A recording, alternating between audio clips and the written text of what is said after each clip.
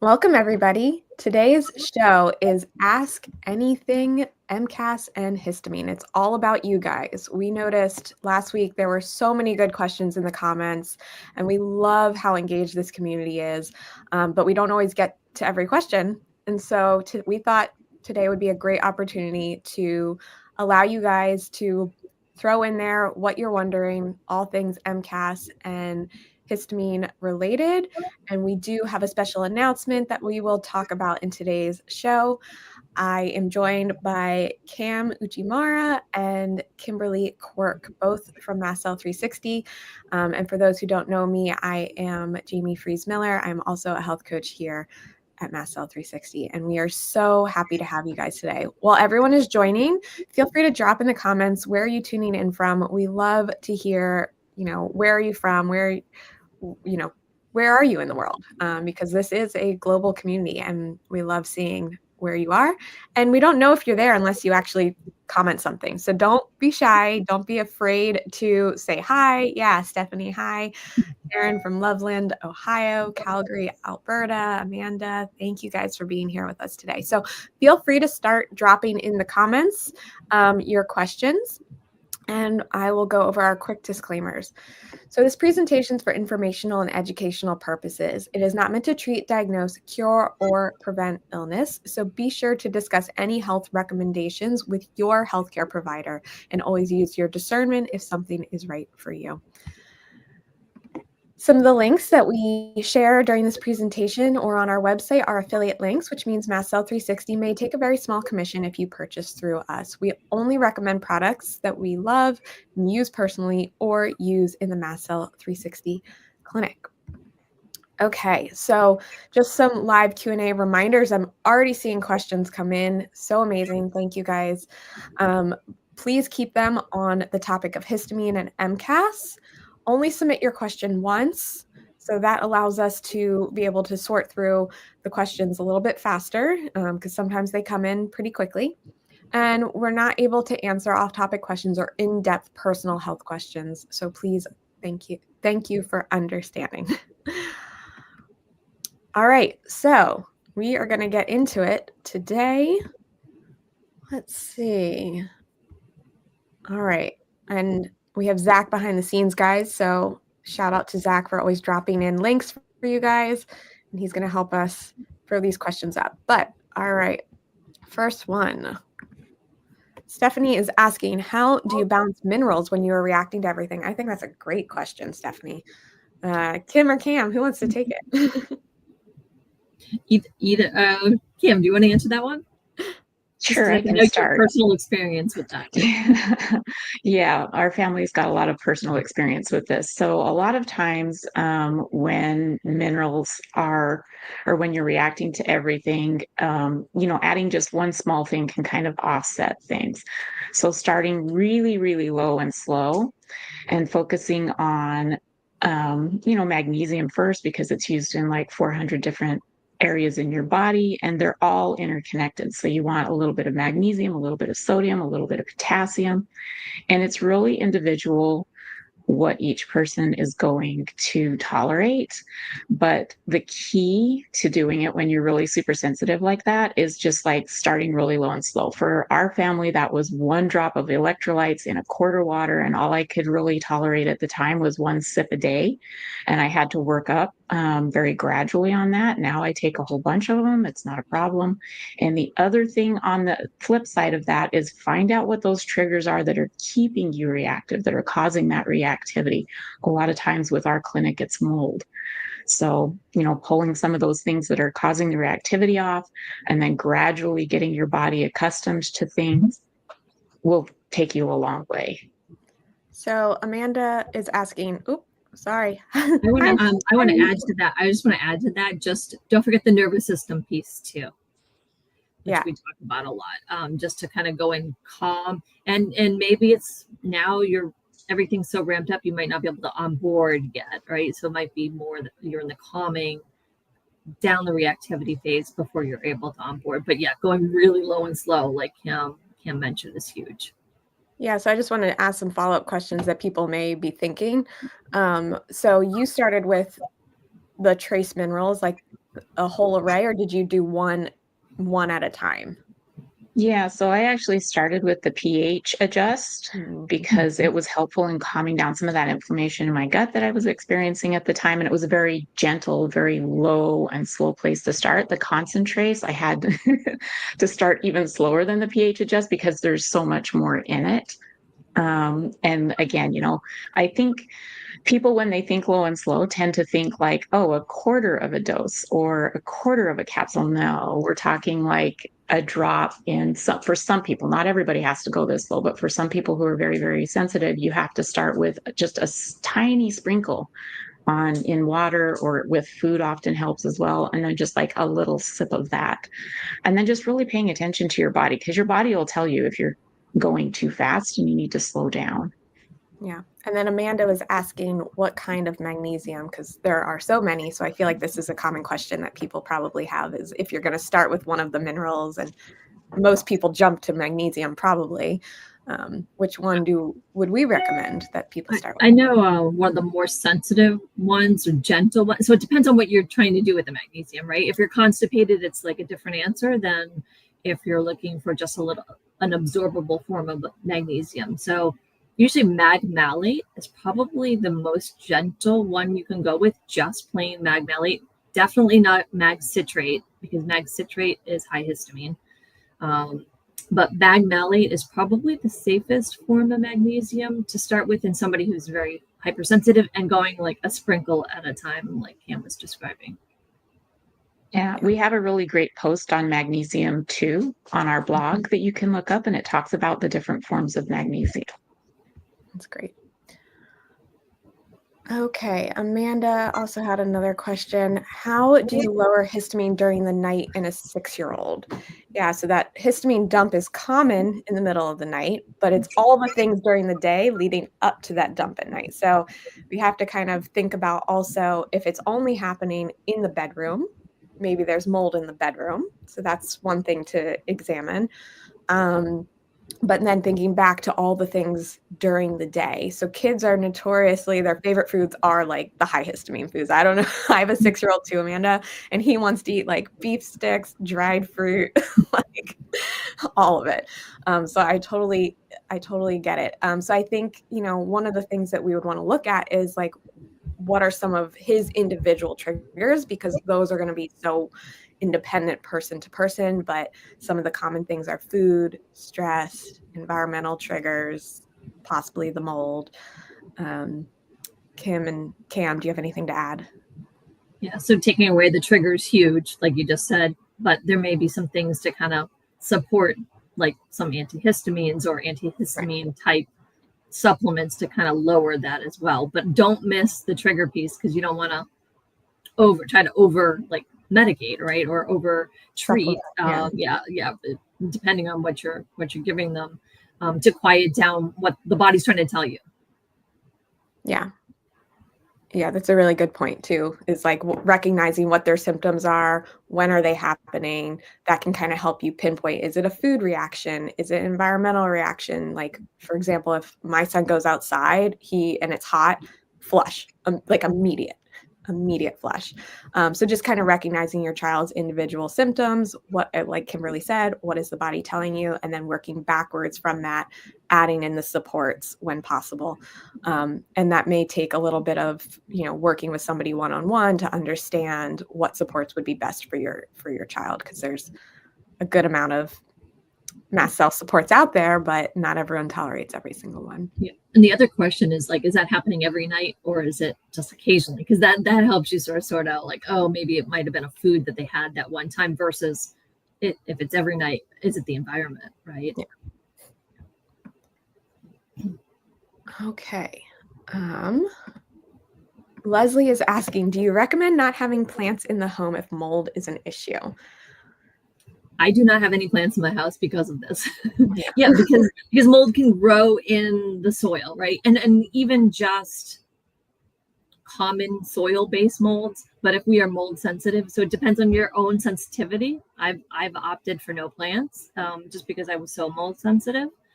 So yeah, kind of knowing your sensitivity.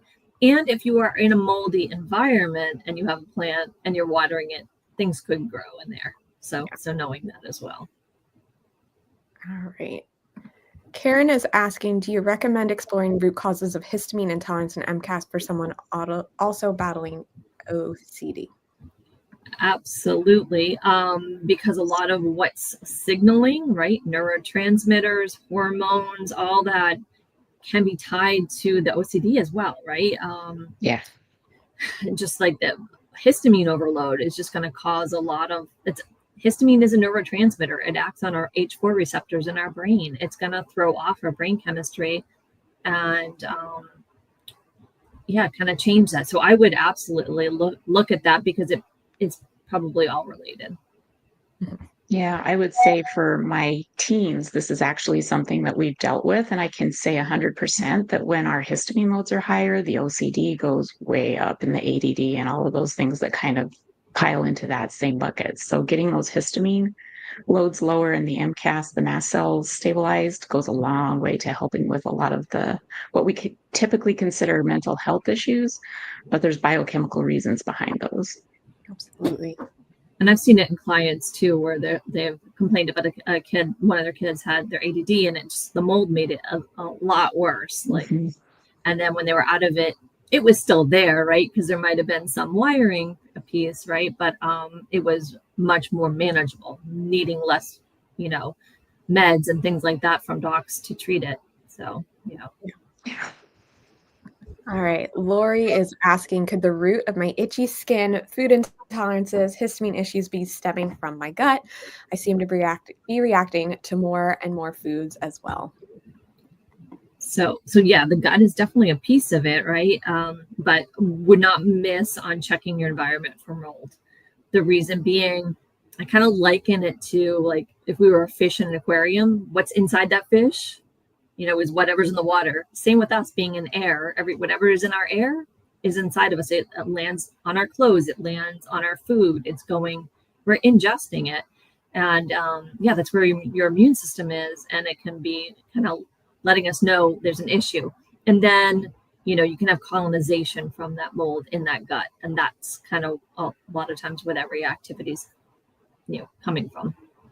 Yeah, and if you're having all those symptoms like the itchy skin, food intolerances, histamine issues in general, the question is like, how did it get there, right? And so, like, what are those triggers? And is it, if the food is one of those triggers as well, kind of why did you all of a sudden develop those food sensitivities? Why are you becoming more reactive to those foods as you go along? So it's, the gut's getting destroyed over time, especially I like the analogy that you've used before, Kimberly, where it's like when we start detoxing, we're like binding up the trash and the trash has to go through the gut, which, it's like the gut's the living room. And if your trash bag has holes in it, things are kind of just, you're mucking up the living room every time you take the trash out. So every time you eat food or try to bind things, it is kind of destroying that gut a little bit. So our order of operations is, everyone wants to start with the gut, but it's like, okay, you're having those symptoms. So we have to go upstream and stabilize the mast cells to be less reactive in the first place, kind of calm the system down so that we can tolerate, maybe getting at the root cause of the mold or SIBO or Candida overgrowth, which all are signs of symptoms going on in the gut. Yeah, I would say too, for our family, we were developing more and more food intolerances, and it was happening very quickly until we figured out that mold piece. And once we got out of the mold and started working on other things, a lot of it just started righting itself. I mean, the SIBO and all of that other stuff really improved, and food intolerances as well. Yeah. Mary is asking, how much additional histamine is added to the histamine load when eating store-bought meat, chicken, and especially fish? This is a great question because it can make a huge difference. It can make a huge difference. So depends on your own sensitivity to histamine and what your own histamine load is. But yes, I will not even now. I would say I'm not histamine intolerant anymore, and I'm not going to buy fish at the regular store, just because fish just grows histamine fast. It just does. So freshness matters. Always think fresh. Meat, usually red meat is aged, at least in the US. So that aging increases that histamine. And then the chicken piece, I always did okay with chicken, but it just depends. I mean, I have clients who have to order all of this, especially, and we do recommend Vital Choice for the seafood peas. Meat and chicken peas would be like North Star Bison or something like that. They have low histamine options. So depending on who you are, but yeah, I did okay with chicken. I know other clients, did not do well with chicken and need to specially order it. But yeah, the fish, just think about how it takes weeks for that meat usually to get to your store. And then it's sort of sitting there. So the longer the amount of time versus if it was frozen, like Vital Choice will take their seafood, got it on ship, freeze it right away, stops or slows down greatly that histamine piece so that it ships to you frozen, and then you're able to get have the fish that way. Yeah, that's another one. We have a really good post on the blog that was just actually updated recently that have a lot of tips on there for you to just the buying, the preparation, the storage. Yeah. Even just like I know a lot of people in this community have like the fatigue, and cooking is really hard too. So like if you can get that meat that's lower histamine, maybe it was processed and immediately frozen, and then you can cook it in a batch cook it and freeze it in individual portions. That can just be one thing too that you can just do to kind of lower the histamine, but have the meals, because cooking in general, I know a lot of people in this community struggle with. Okay, Kelly is asking, what mold test do we recommend?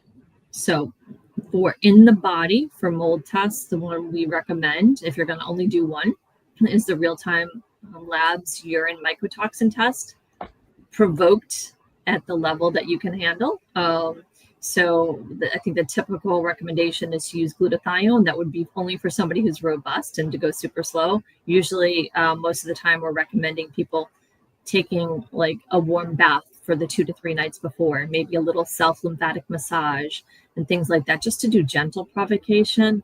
But yeah, the real-time lab urine mycotoxin test is the test that we recommend usually at every first appointment, because it's kind of baseline. Have I been to it? So what that test is going to show is, have I been exposed to mold?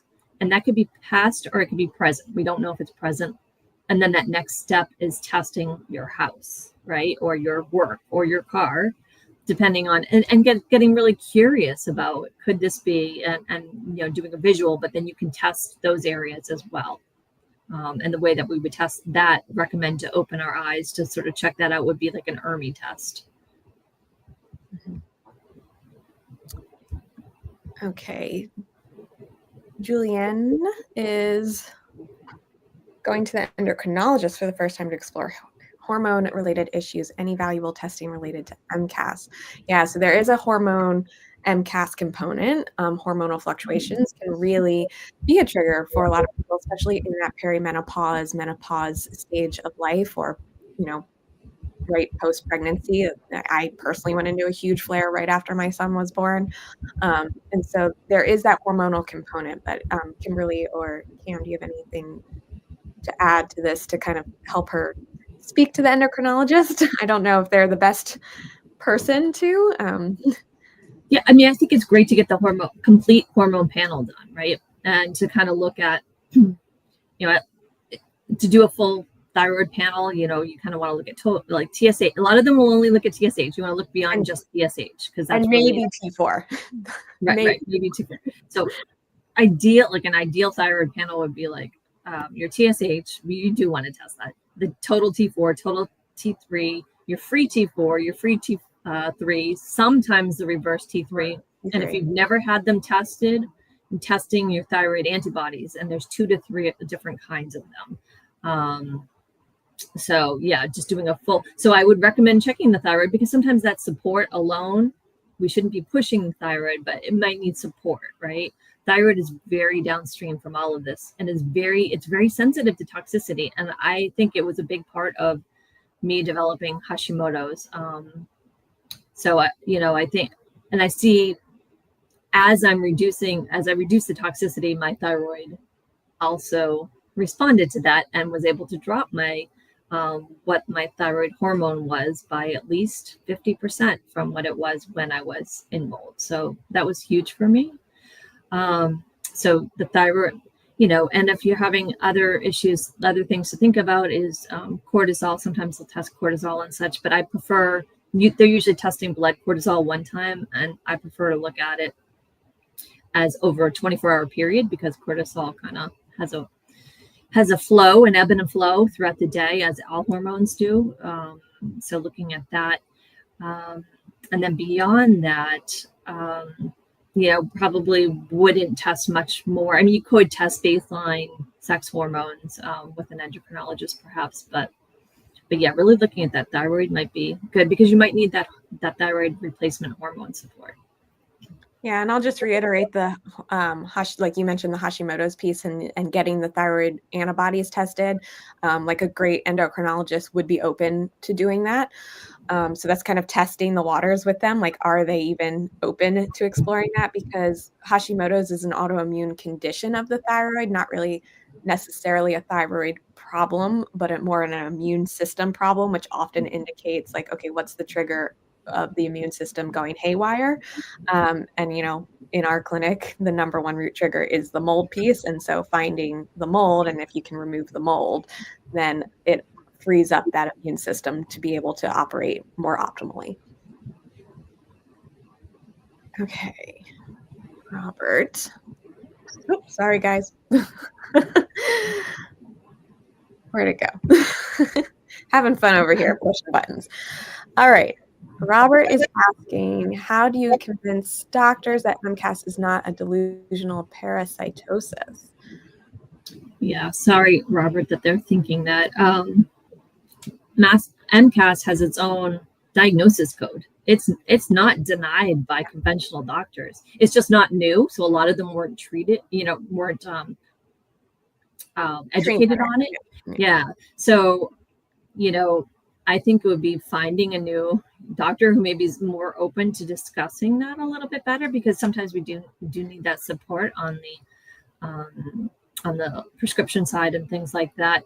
But I would, you could always show them kind of, some of the articles about mast cell, and they just might not be very informed. And then the question is, are they willing to learn? Because I always like a practitioner who might be open to learning versus one who just is like saying it's all in your head.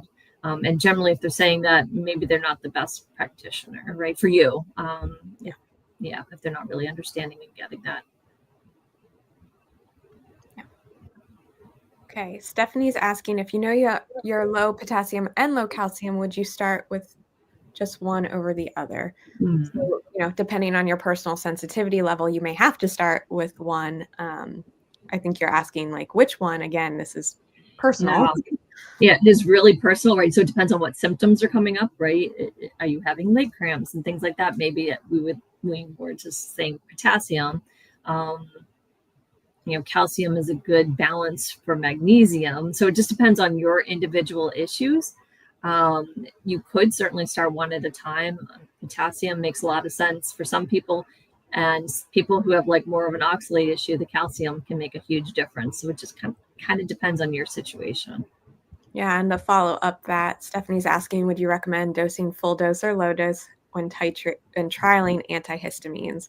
So again, totally personal, knowing your constitution. Are you sensitive to supplements and medications? We would recommend erring on the side of caution. You can, if you're going to have a flare to something, starting with a sprinkle or like a sliver, you can, cut some of these tablets. You're going to have a lesser flare to a small amount of something than a full dose of something. So, using your discretion of your own personal sensitivity levels there. Okay. Lise, I think I'm saying your name right. Found mold in bedroom yesterday, managed to get rid of it, but how can I support my body to best to recover? Can't tolerate antihistamines or ketotifen. Also struggling with quercetin. All right, Kim, I'm going to throw this to you while I get organized over here in the questions. Kim, you want to take that one? Yeah, so I was actually sleeping pretty close to the mold in our house. It took us over a year to find that source because it was so well hidden. Honestly, the best thing that you can do to support your body is probably, if you haven't already done, an Hermie. do that and see what you're dealing with in your environment. And then just start looking for those things that you can use to kind of support that. For our family, ketotifen was really, really helpful, but I did have to have it compounded into distilled water to start with, because at the time we were literally not tolerating anything except distilled water. So I took the one thing that I knew we weren't reacting to so that I could kind of use that as a control to kind of tell what else I was either reacting to or not reacting to. And we still had to start that relatively low and slow, but it was one of the first things that started turning that bus around for us, was the ketotifen. And then not necessarily the ketotifen, because that's going to be individual per person, but having it compounded into something that we weren't reacting to.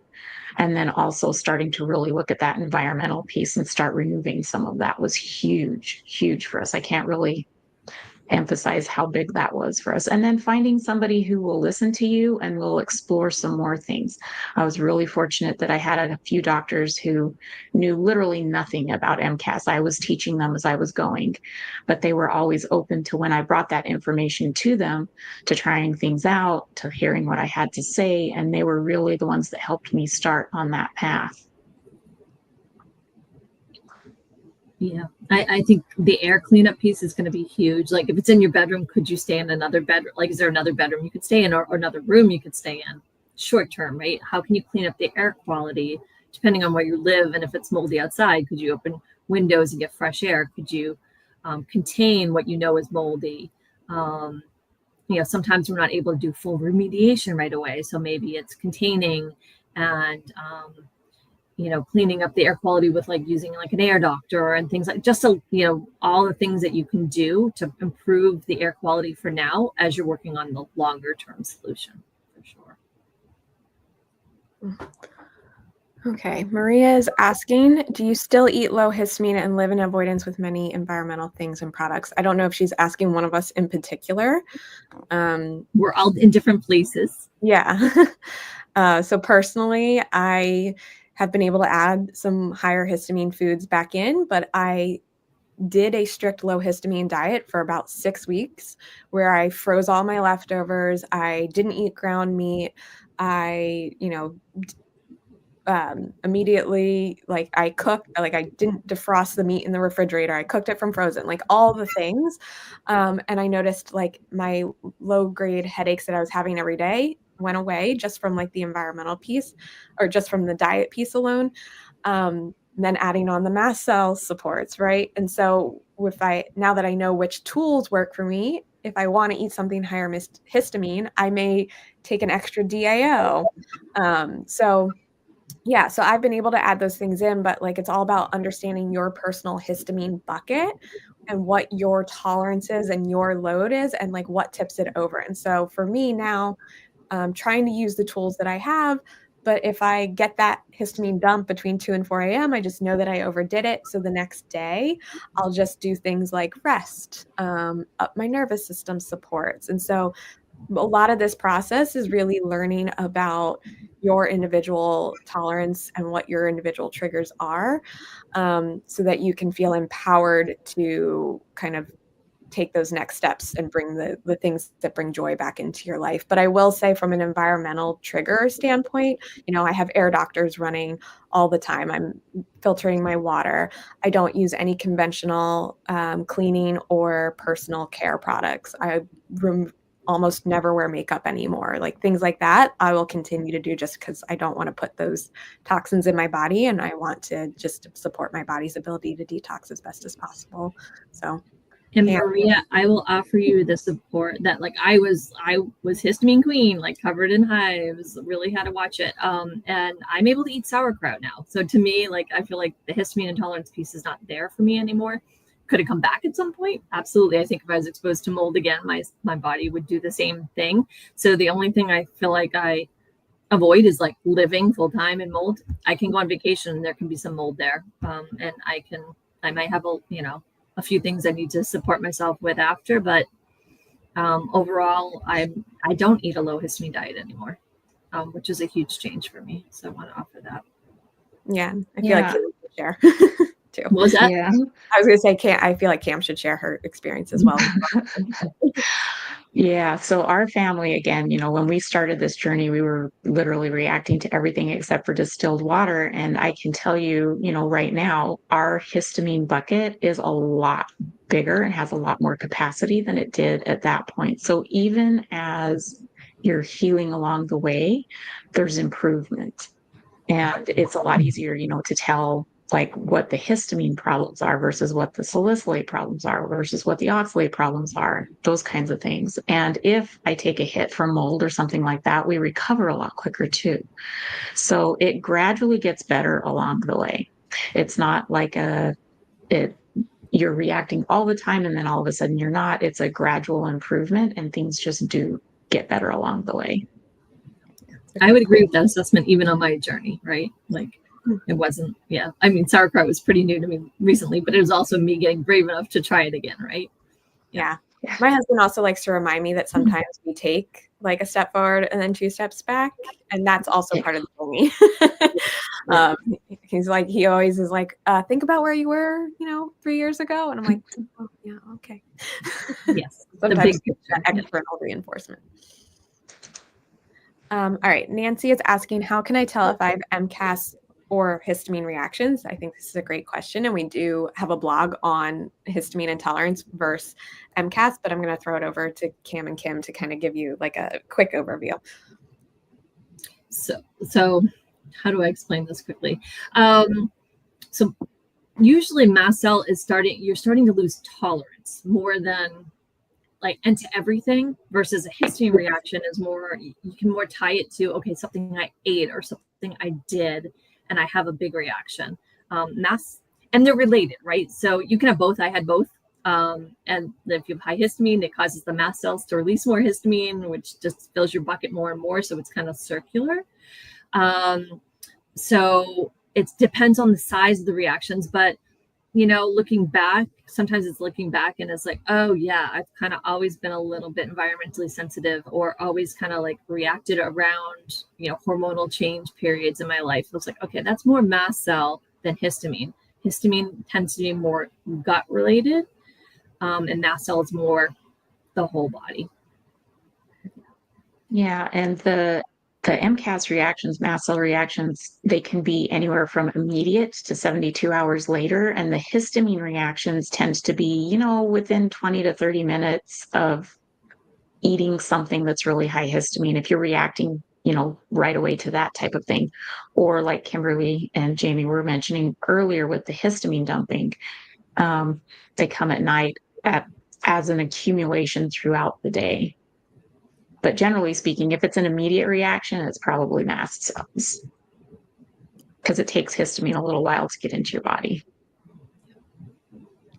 Okay, Alicia's asking, do you recommend urine or blood testing for mold? So we already went over this. I'll just reiterate. We recommend urine testing, the real-time lab test initially. If somebody's detox pathways are just really not functioning at all and they're not releasing any mold and we know that they are super reactive, we may recommend something like a blood test to see if there's a current exposure or like a true allergy to mold. But generally the first test that we're doing in clinic is a urinary test. Okay. Amber's asking, if we got this from long COVID, how do we detox this from when the spike protein is still active? I think this is a Cam question. So a lot of layers to it, actually. If you get looking a lot of times with long COVID, you'll find that there are other triggers that are already kind of lurking in that environment. For our family, there was a mold piece to that. And that's, again, part of our family's story is the whole COVID piece. So it's in layers. So you start with the histamine, you start with the mast cell, you take a look at your environment, again, because that mold, I think it's really easy to discount the mold because a lot of times it's hard to see, or you don't smell it, you don't really know that it's there, or it happened so long ago that you're, now out of it. But it's worth ruling out, I think, for anybody who has chronic health issues, quite frankly. It's that common, and it's that easily missed.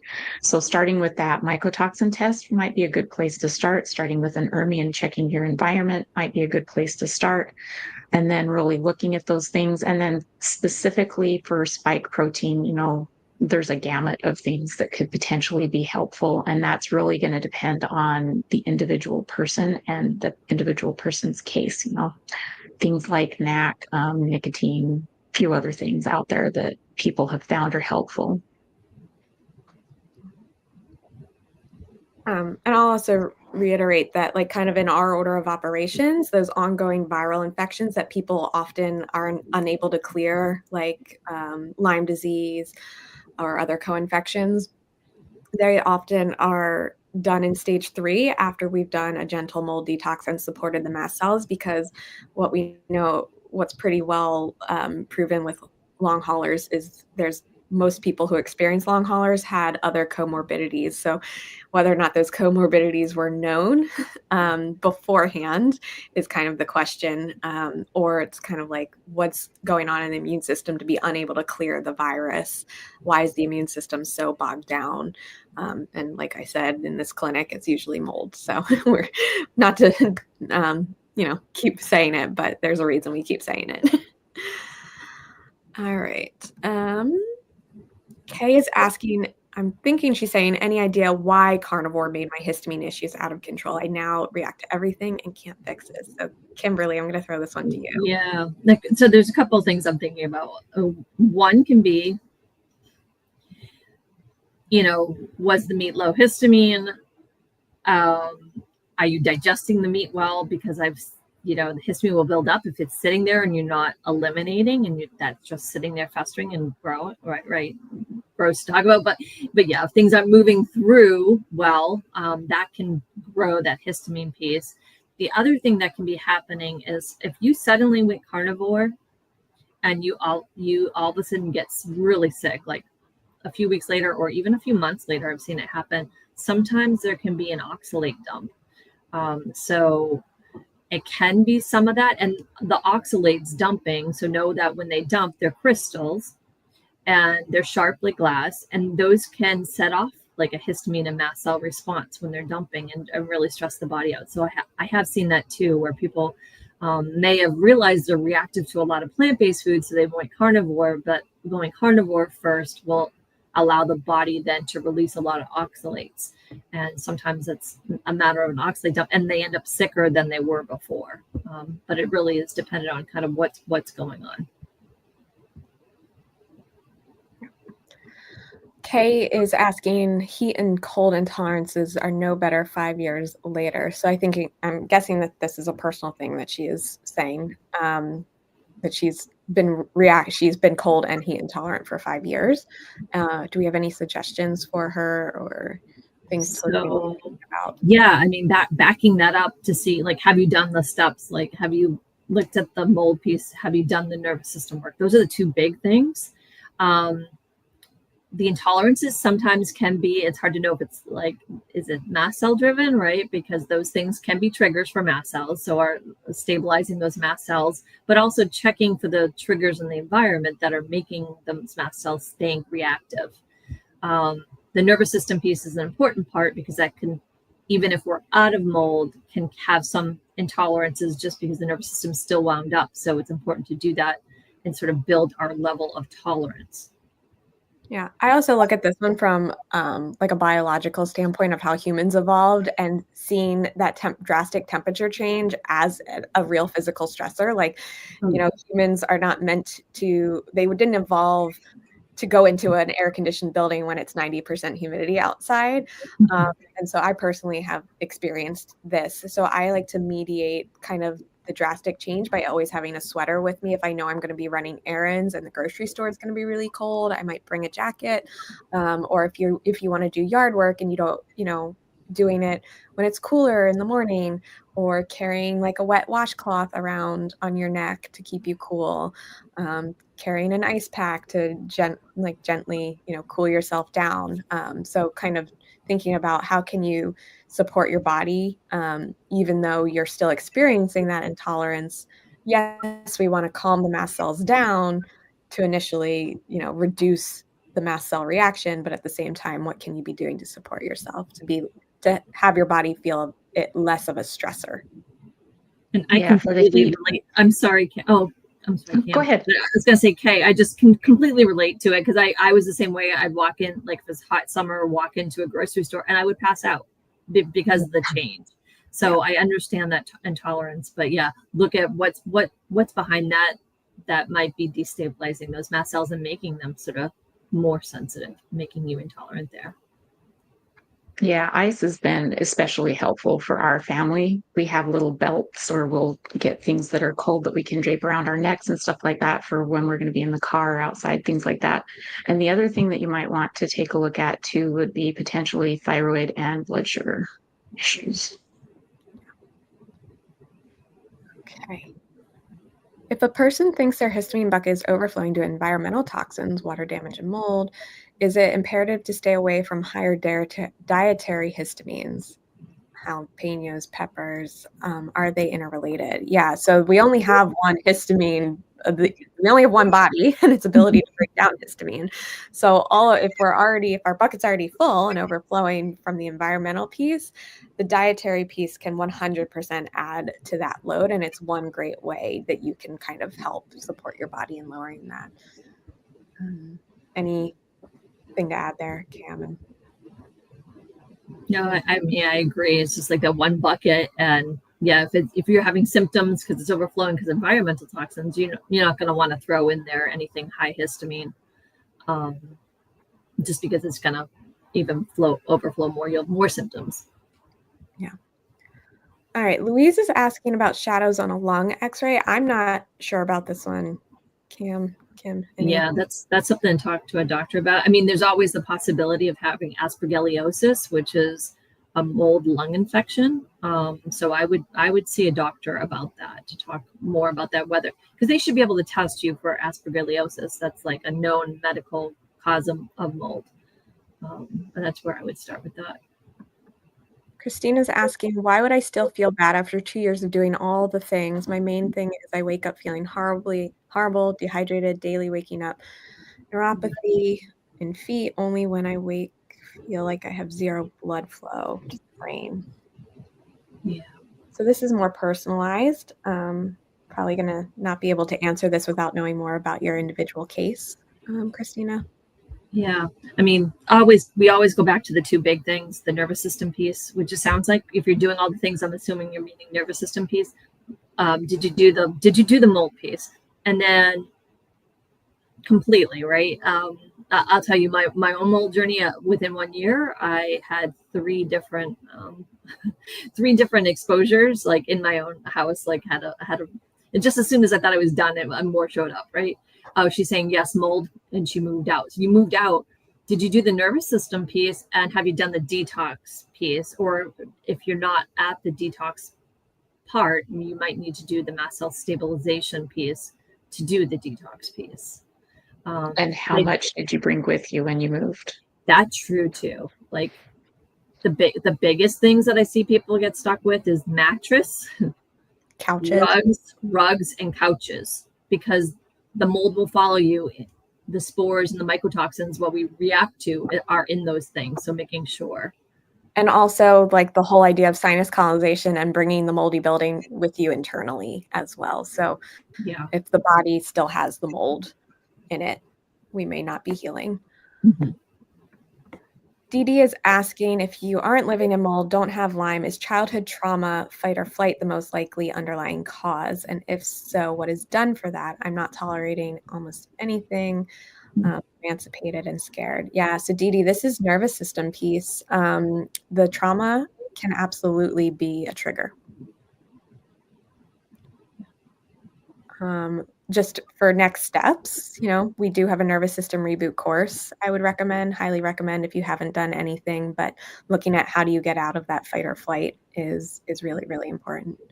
And the other thing I'll say is I used to say I wasn't living in mold either. It can be very hidden. You might not be obvious to you, like I had 3 people, like mold guys, through to check, and they're like, it's fine here. But my body was telling me otherwise. And so, needing to look further and test, or even the test of leaving for a few weeks and coming back. Sometimes a small difference is some things to kind of try. But yeah, it sounds like starting with the nervous system piece might be a great place to start. Okay, Amber's asking what water filters do we recommend for the fridge since it's a rental? Yeah, so we actually recommend a countertop filter, which means when you leave your rental, you can actually take it with you. We recommend the AquaTrue, so we'll have Zach throw in the link to. Yeah, we don't recommend drinking out of the fridge at all. A lot of clients have found mold in the fridge, and the fridge filter really only takes out chlorine, maybe not much more. And it's really prone to leaking behind, as well as growing mold inside it. So just know that. Okay, Sarah's asking how to open up detox pathways and super sensitive to salicylates and supplements. That's a great question. I'm going to pass that to you, Cam, and Kim, while I get organized over here again. I mean, the one big thing is daily elimination needs to be happening to detox. And so things could be backing up. So how do we do that?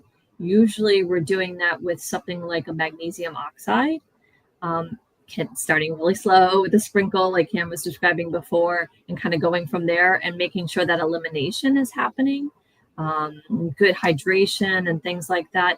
You also may not be, be at the stage to detox, right? So if you're pushing detox and the pathways aren't open, would encourage someone to hold off and kind of wait for things to kind of subside a little bit, let things quiet down, and work on the nervous system piece for sure.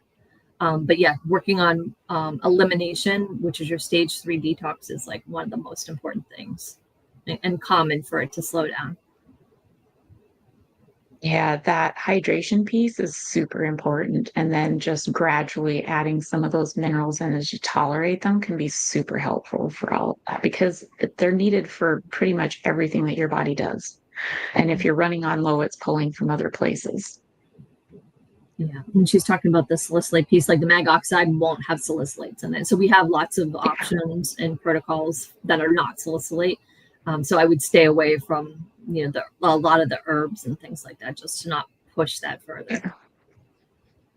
Okay, Trisha's asking, do we see clients who have an incredible hard time stopping mast cell stabilizers, like if it wasn't working for you or creating side effects, almost like a rebound effect, but it's 100 times worse than typical mast cell flares? So I'm a little...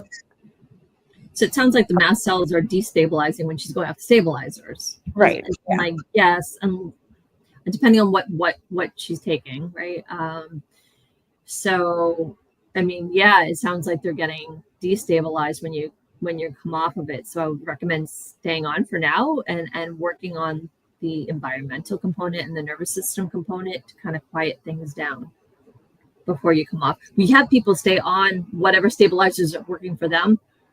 We start that in the stabilization protocol, but they stay on that through detox, because if you don't, detox is a little bit challenging, so it can destabilize. So know that. Well, yeah, and that creating side effects piece makes me wonder too if you might be taking things that are not a lot of things are kind of like a net positive or a net negative, and you can take certain things out. So having things compounded so that you have less in there that you're actually reacting to can be really, really helpful for a lot of people. If it's a side effect that's created actually by the medication instead of the filler, then you can work with your practitioner to find other alternatives that you tolerate better and gradually shift those types of things over. There's a lot of options out there. Just work with your practitioner who knows your case. All right, Lisa's asking, what's the best way to detox besides staying away from triggers and eating clean, drinking lots of filtered water? Yeah, so our approach is very targeted. So we start with stabilization and stabilize the mast cells. And in that, we also test for mycotoxins. We understand what are you actually dealing with, so that then we can use targeted binders specific for the mycotoxins that you have, working at a pace that your body allows. It's very tailored to you as an individual versus like a detox protocol that you may get from like a general practitioner or a functional doctor.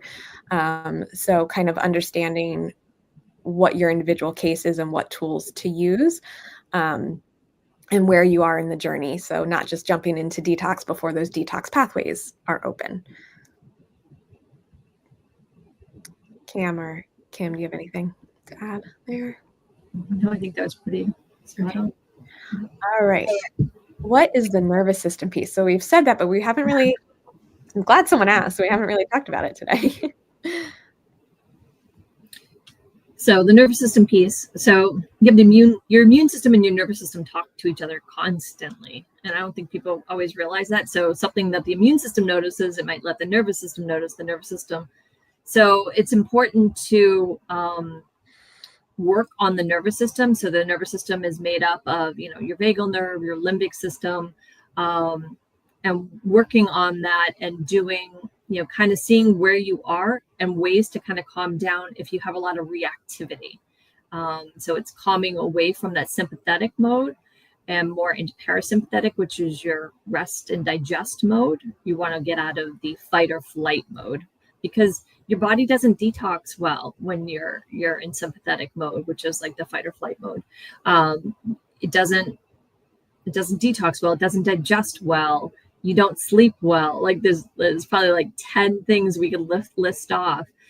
So you definitely, to heal, want to be more in that parasympathetic state. And so that nervous system is, where is my nervous system, and what tools do I have, and learning tools that you can do to calm that down to when you're having a flare, right? Because it's easy to spiral when we're at a flare. Like I would do it. Like I'm never going to be well. Like, I'm not going to be able to work. I'm going to be homeless. Like I go down this long, thing. So learning tools to kind of redirect that like train of thought, right? More to, okay, I'm accepting what is today. I flare. I've recovered from every flare I've ever had. This is today. This isn't forever. And that's sort of like the brain retraining limbic piece. The vagal piece is more, the body piece and the body reactivity, and how can you kind of calm that down when you notice that your system is revved up. Yeah, I think. Go ahead. I was going to say, I think because of the way that we're used to approaching health and healing, especially in the United States, a lot of times we get compartmentalized, everything's separated from everything else. And the nervous system and the immune system are so interconnected that you really can't pull them apart. So you want to be able to address both of them. And that nervous system piece, there's this saying that the neurons that fire together wire together. So this isn't necessarily like a thought process. It can be something that's going on biochemically behind all of this, and it's triggering our brain. And this happens in, milliseconds. And it carves those pathways, and then those pathways become kind of our default. And we really have to kind of shift that default and then start strengthening some things that have been pulled the other direction, because our nervous system and our immune system really dictate where our priorities are as far as our body. Do we need to run away? Do we need to protect ourselves? Or can we actually take the time to rest and digest and heal? And if we're in that fight and flight, like Kimberly was saying, we can't heal. So it's really important to take a look at those. Follow-up question. She said, sorry, I was asking for specific tools to engage the parasympathetic side of the nervous system. Yeah, so we love Primal Trust because Primal Trust does both vagal and limbic. And so some people may not be ready for the limbic piece, but Primal Trust gives you a lot of tools for the vagal piece to kind of start and go really slow. And I like to remind people that a regulated nervous system isn't about being calm all the time, because that's just not realistic. The vagal piece, where most people start, is really about strengthening that resiliency to stress. And so you may go into fight or flight, but being able to ground back down quicker, sooner, get out of a flare sooner is kind of why that nervous system piece is really important for healing. So yeah, Primal Trust is our number one recommended program right now during that for the nervous system piece. Thanks for clarifying, Karen. All right, I think we have time for maybe one or two more questions. Terry is asking, I have tinnitus and clenching teeth. Is that something seen in MCAS? Tinnitus is that's the ear ringing. So that can be a sign of inflammation, a vagal nerve issue. It can be absolutely, it's a very common sign in mast cell. Is it specific to mast cell? No. Clenching teeth, it depends on why you're clenching, when you're clenching. I mean, I've heard of people clenching at night overnight and having issues. You know, I don't see this as both as super specific to mast cell, but could they be mast cell? I think I would point this person to our quiz on what is it called again? History symptom quiz. Survey. Higher mast cells. What was it? Symptom survey. Oh, the symptom survey. Yeah, and it kind of like you can type in like this is what's going on for me, and do I think mast cell is a potential thing that I have going on? That's where I would start. Yeah. Okay. All right, everyone. Thank you so much for being here today. Before we log off, let me just like that. We want to let you guys know of a program that we are running starting later this month. It's called the Building Your Histamine Healing Plan. I'm going to pass it over to Kimberly because this is really her brainchild, and I'm going to let her explain it and give you guys an opportunity to ask a few questions if you have them. Yeah. So what this program is a group coaching program. So what I love about it is that we're limiting the size of it so that you have more interactivity. I see this as where you might see most courses as being like a master class or something like that. This is more like the workbook version of what can I do? What can I implement? What is the next step I can take? So it's partially education in terms of like, we'll do something, you know, a topic at the beginning or some education content, 20, 30 minutes at the beginning of each. And then the rest of the time, which is more like an hour, you're either in small group or regrouping in the big group on what we shared. But I mean, the big group is only 30 people, right? And the small groups are going to be maximum 10. Jamie, Cam, and I are involved in this. We all have been through the Mast Cell 360 method, and certainly look forward to working with people. We already have a good group of people signed up for this. So would recommend signing up for that soon if that's something you're interested in. But really customizing and figuring out what is your next step if you haven't done some of this already. Yeah, and you can learn more about it at mastcell360.com/histamine healing. Registration is going to close soon. We only have a few more spots left. So if this is something you're interested in, it's our beta run. We're kind of figuring out how to do the small group coaching programs so that we can offer more of these group coaching programs at a more affordable price. The price is $497. Is that right? $497 for 4 weeks of live group coaching. That's less than the cost of your one initial appointment in our advanced program. So it's a really, really good deal to get going if you need some level of support. And what we talked about today is kind of all new to you. This is a great place to learn how to really lower that histamine bucket. If that doesn't work out for you program-wise, we do have a couple other options. So strategy sessions are one-on-one sessions. They're about 50, 60 minutes where we kind of give you those initial next steps. And then the advanced program is our long-term ongoing one-on-one type of support as well. So you can learn more about our clinic at mastcell360.com/application. So I'm just looking really quick to see if there's any questions about the program. See.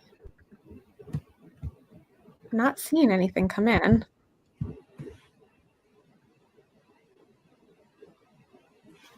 So I think we're good. Thank you guys all for being here today. And I hope this was really helpful and informative. We love to throw in these ask anything oh my goodness, I can't speak anymore. Webinars every so often for you guys. So if you love this format, enjoyed today, let us know in the comments so that we make sure we schedule more in for you guys. All right. Thank you so much for being here. We'll see you next week. Have a good one.